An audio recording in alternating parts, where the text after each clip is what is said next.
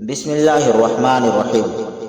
حفص بن عاصم بن عمر رضی اللہ عنہ نے بیان کیا کہ میں نے سفر میں سنتوں کے متعلق عبداللہ بن عمر رضی اللہ عنہ سے پوچھا۔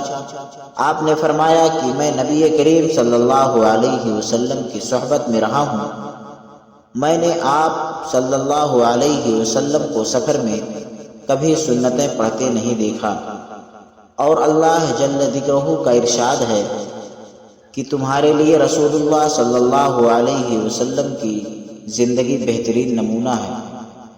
صحیح بخاری حدیث نمبر 1101۔ بسم اللہ الرحمن الرحیم۔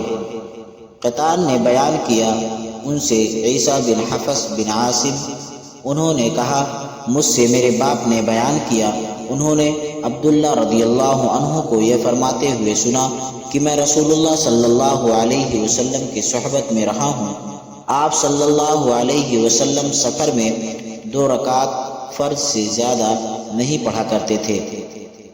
ابو بکر، عمر اور عثمان رضی اللہ عنہم بھی ایسا ہی کرتے تھے۔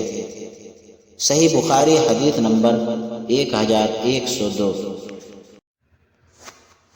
بسم اللہ الرحمن الرحیم۔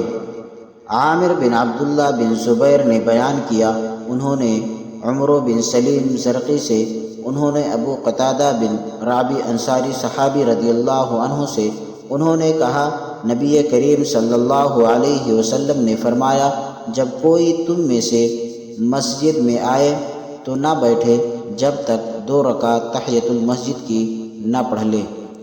صحیح بخاری حدیث نمبر 1163۔